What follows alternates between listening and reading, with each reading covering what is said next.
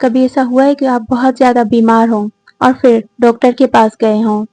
اور پھر ڈاکٹر نے جیسے ہی دوائی لکھی تو آپ چپ چاپ سوچ میں پڑ گئے کہ اب یہ افورڈ کیسے کروں؟ ہمارے ملک میں بہت زیادہ ایسے پیشنٹس ہیں جو پورا کورس لینے کے بجائے صرف آدھی دوائی لیتے ہیں اور پھر کورس بیچ میں ہی چھوڑ دیتے ہیں اور پھر ہم کہتے ہیں کہ ٹریٹمنٹ کام نہیں کر رہا،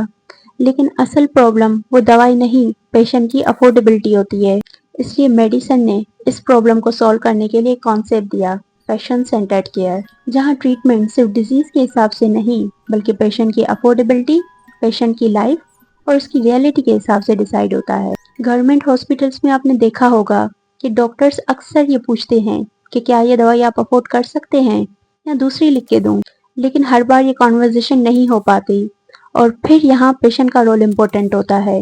آپ کو ڈاکٹر کو بتانا ہوتا ہے کہ آپ کیا افورڈ کر سکتے ہیں، کیونکہ کبھی کبھی تھوڑی لیس آئیڈیل لیکن وہ دوائی جو آپ ریگولر لے سکیں وہ زیادہ بہتر ہوتی ہے اس پرفیکٹ دوائی کے کمپیریزن میں جو آپ کنٹینیو ہی نہ کر سکیں۔